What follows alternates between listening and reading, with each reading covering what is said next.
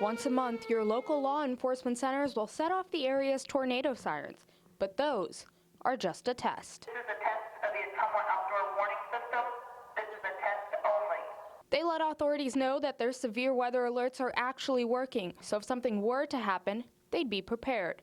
But Wapello County Emergency Management Coordinator Tim Richmond says the sirens are just one way to alert the people.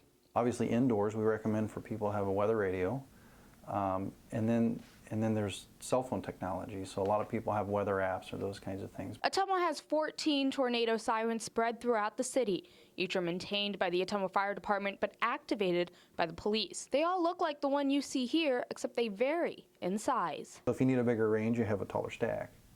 If you have a shorter, smaller neighborhood, then you maybe don't need so many.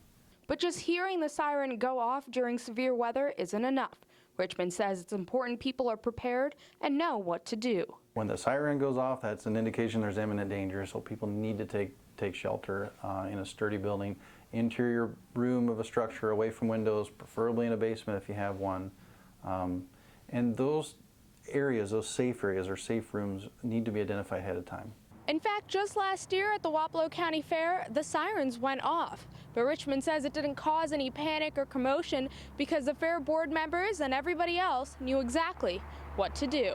They kind of had a heads up, they had a plan, they knew what they were going to do, they were going to get people underneath the grandstand, and so when that actually happened, they were ahead of the curve, and they got everybody moved underneath the grandstand to the safe area and kept everybody out of harm's way. Being prepared and keeping on top of what's going on is what Richmond believes to be the best way to be safe during severe weather.